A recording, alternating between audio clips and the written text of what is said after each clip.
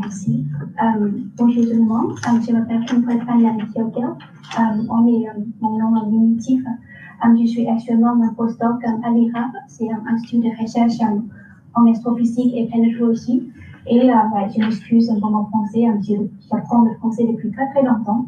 Mais aujourd'hui, je vais parler de mon travail sur la météorologie de l'espace. Je vous expliquerai comment j'ai exploité l'IA. Mais comme le thème d'aujourd'hui est l'IA explicable, je commencerai par aborder ce sujet.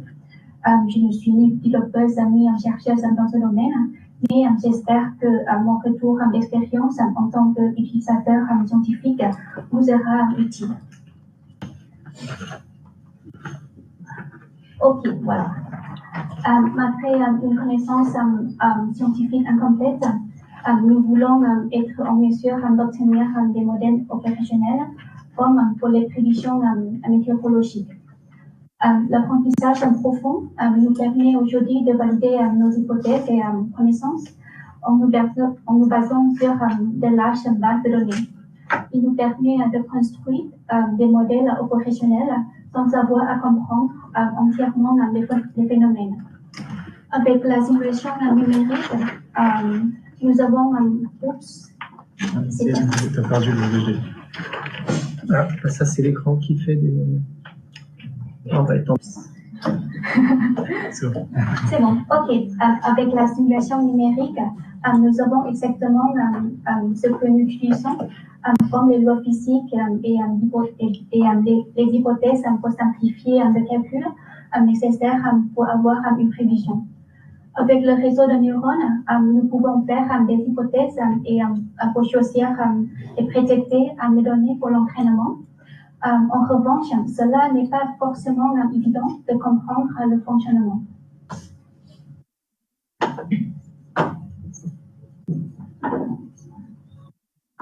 Tu peux faire avec le pointeur laser voilà. Pour aller plus vite si tu veux. Ok. En partant de données de qualité et une bonne optimisation, l'apprentissage profond donne des résultats d'une qualité surprenante. Ils sont bien souvent équivalents, voire meilleurs à ceux d'une simulation numérique. Mais le manque d'explicabilité est un obstacle à l'adoption des outils basés sur l'IA, notamment pour les chercheurs qui, bien sûr, posent beaucoup de questions et qui cherchent à tout comprendre. En intelligence artificielle, plus inutile et performant, plus son fonctionnement est opaque. Et en général, nous avons besoin de l'IA explicable à 3 niveaux. Premièrement, pour les développeurs, pour pouvoir débarquer afin d'améliorer et comprendre la limitation de leur modèle. Deuxièmement, pour les observateurs, comme les collègues qui doivent être convaincus avant d'adopter des outils. Et enfin, les utilisateurs pour instaurer la confiance. Une autre question se pose. Jusqu'à présent, nous partions de connaissances scientifiques pour construire des modèles. Serons-nous capables à l'avenir de partir de modèles appuyant sur l'IA pour enrichir nos connaissances scientifiques ou l'utilité de ces modèles resterait purement opérationnelle? Là, c'est une question que je n'ai pas de réponse, mais je pense que c'est une question prégnante. Maintenant, je vais vous parler de l'application de l'apprentissage profond. Ce travail vient de mon manuscrit sur lequel j'ai travaillé avec mes collègues de l'IRAP et de l'Université de Strasbourg. Ok, tout d'abord, qu'est-ce que c'est la météorologie de l'espace? C'est un phénomène déclenché par le Soleil qui envoie tout le temps le vent solaire sous forme de plasma, des ions et des électrons vers l'espace interplanétaire. De temps en temps, le Soleil déclenche des tempêtes solaires qui sont plus rapides que le vent solaire normal. Et si cette tempête est dirigée vers la Terre, cela peut provoquer des aurores. La tempête solaire et son couplage avec le champ magnétique de la Terre ne sont pas sans danger. C'est pourquoi nous disposons d'un système de surveillance en continu. Dans le milieu interstellaire, nous avons notamment la mesure in situ des conditions du vent solaire. Au sol, nous avons la mesure du champ magnétique terrestre.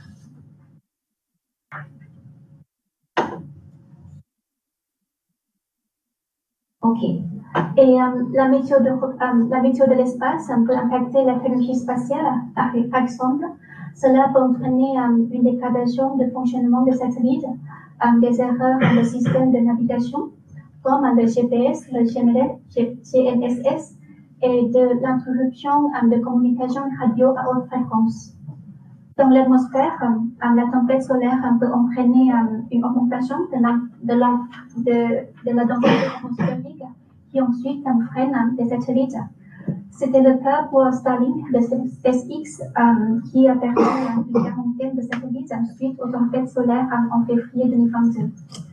Et finalement, au sol, une forte tempête peut mener à une coupure électrique massive.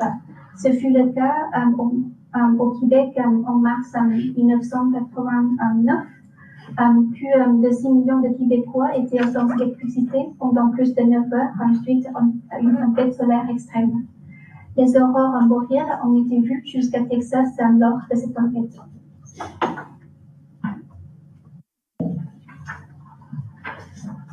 Maintenant, revenons au sujet.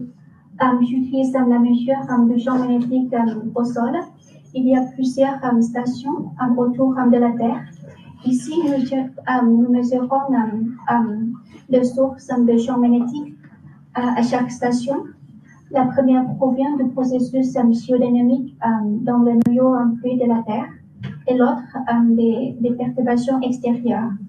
Dans le graphique à droite, nous avons un exemple de mesures à Chambord-Laforêt entre 1991 et 2020.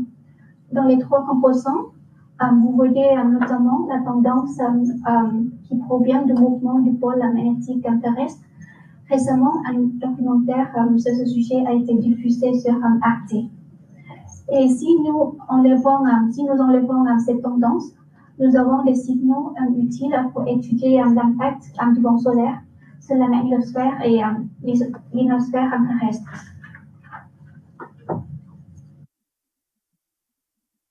Ok. Et à partir de la mesure au sol, on peut dériver des indices pour indiquer le niveau de perturbation. Les plus connus sont les indices K proposés par John Battelle en 1939. Avec les données de l'Observatoire de Lüneck en Allemagne, Battelle a quantifié une échelle entre 0 pour la condition calme et 9 pour la condition fortement perturbée. En utilisant des données de presse observatoire pour l'altitude moyenne, Battelle a proposé l'indice KP avec la cadence de 3 heures, et cet indice est le plus connu et le plus utilisé aujourd'hui. Mais pour dériver K, il faut d'abord définir K égale 0, qui n'est pas évident, comme je vais vous expliquer tout de suite.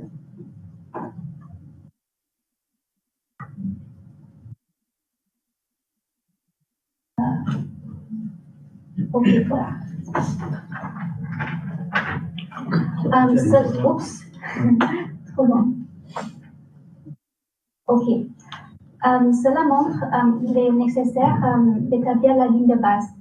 Mais en fonction de comment cette ligne de base est définie, on peut surestimer ou sous-estimer la perturbation réelle.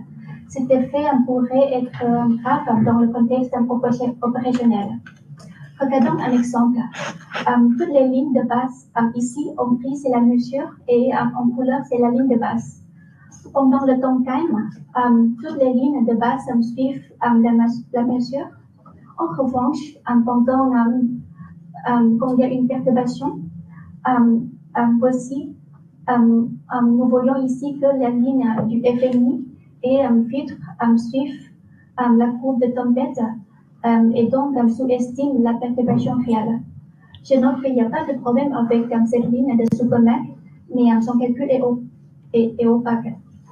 Le problème est que on on n'a pas vraiment de vérité terrain qui représente la condition calme sans activité solaire.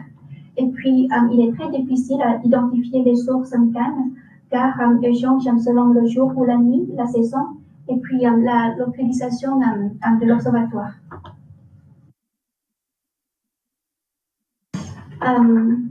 C'est pour ça que nous poursuivons l'enquête pour chercher un nouvel indice. Idéalement, nous voulons un nouvel indice avec une bonne cadence temporelle, car la cadence de 3 heures n'est pas suffisante. Il faut aussi une méthode de calcul qui peut être échelonnée facilement et applicable en temps réel. Et puis enfin, un indice qui indique la véritable intensité de perturbation. Abele et al. Propose une nouvelle méthode qui décompose la mesure pour capter les sources calmes. Puis calcule la somme pour obtenir une ligne de base, ça s'appelle le filtre. Mais pourtant, avec cette méthode, nous avons toujours le problème pendant la condition perturbée. Et donc, ici, j'essaie de modéliser la ligne de base avec le réseau de neurones.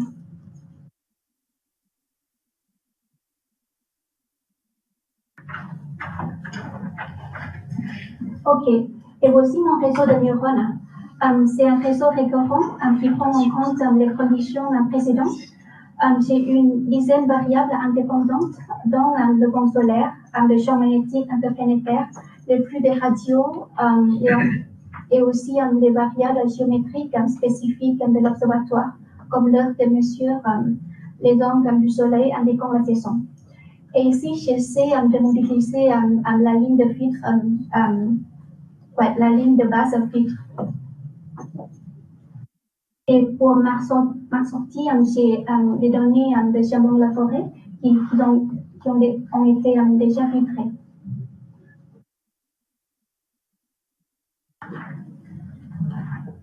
Pour l'entraînement, j'utilise 11 années de données car cela correspond à un cycle complet de l'activité solaire. Dans ce graphique, vous voyez F10.7 qui est le flux de radio qui indique en gros la luminosité du soleil qui suit un cycle de 11 ans. Mais comme nous choisissons le modèle selon la donnée de validation, il faut éviter le biais ou le déséquilibre présent dans cette base de données. Par exemple, si le modèle a été validé pendant le temps calme, il ne sera pas adapté pour la condition perturbée. Ici, j'utilise la méthode de marche en avant. C'est une méthode courante pour entraîner les données des marchés en bourse. Elle permet de mettre à jour l'entraînement et la validation afin de valider le modèle avec la condition la plus proche à la condition réelle.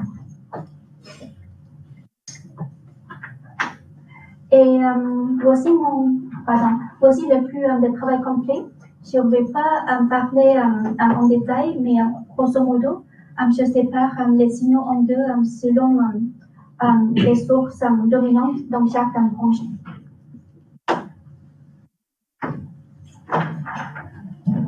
Et voici les résultats pendant les conditions calmes. En noir, c'est la ligne de base en filtre et en orange, c'est mon modèle réseau de neurones. Nous voyons que les deux données correspondent plutôt bien avec un bon coefficient de Pearson. Et ici, il y a quand même quelques perturbations en vert qui viennent du vent solaire rapide.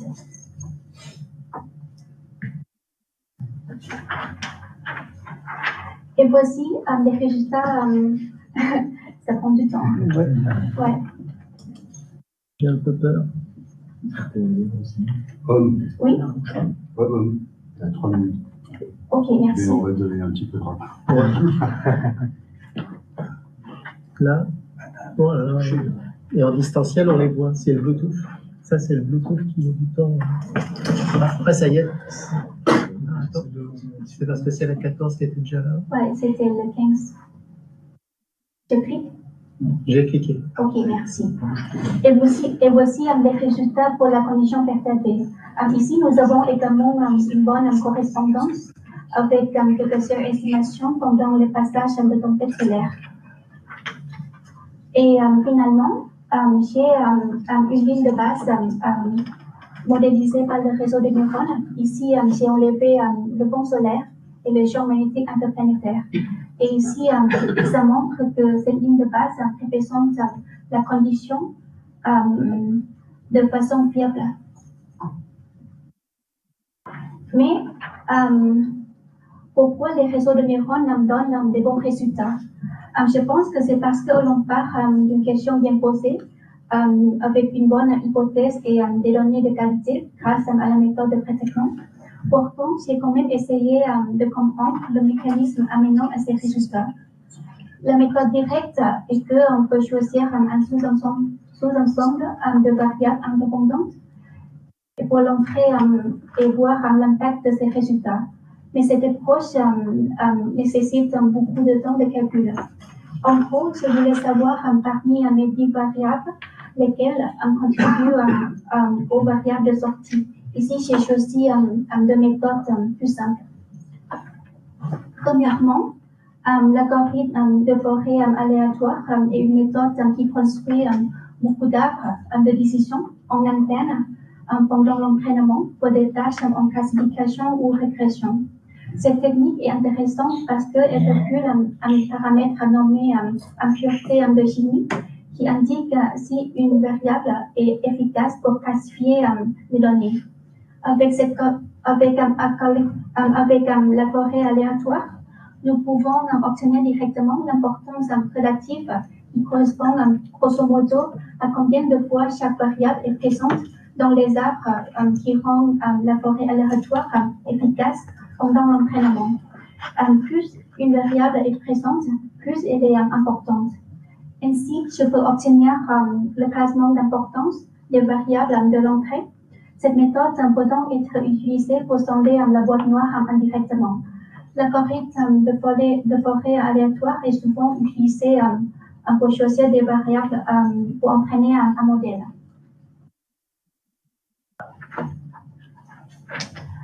Et finalement, une méthode devient de plus en plus connue grâce à l'implémentation de la bibliothèque Python par les auteurs de l'article. Cette méthode nommée SHAP, pour Shapley Additive Explanation, provient de la théorie des jeux proposée par Lloyd Shapley en 1959 pour attribuer du crédit aux joueurs selon la valeur apportée par chaque joueur dans un jeu coopératif. Cette méthode marche avec tous les modèles d'IA, mais pour l'instant, il y a quelques problèmes techniques. Ça marche avec le réseau contributif, mais pas vraiment avec le réseau récurrent que j'ai utilisé. Ici, je vous montre quelques graphiques de SHAP en utilisant le modèle plus simple, mais qui donne des résultats un peu très corrects. À gauche, c'est l'impact de valeur de chaque entrée. Les variables sont classées par l'ordre de l'importance. Par exemple, nous voyons ici si la valeur de l'heure de mesure est élevée en rouge, ça impacte négativement la valeur de sortie.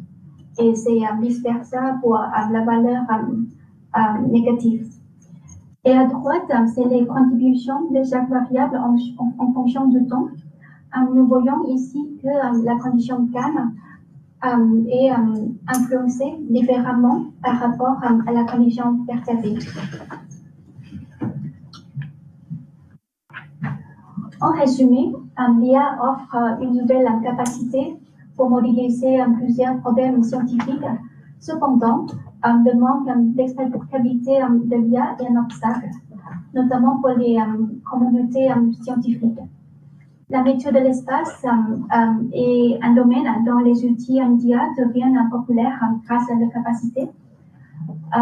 Une compréhension solide de phénomènes physiques est la clé. Pourtant, si nous pouvons sonder comment marche la boîte noire, nous pourrions peut-être vérifier nos connaissances de base et peut-être chercher à comprendre le processus qui est toujours mal compris. Et je vous laisse avec la question et voici pour les plus loin, je laisse un article. Je vous remercie pour votre attention.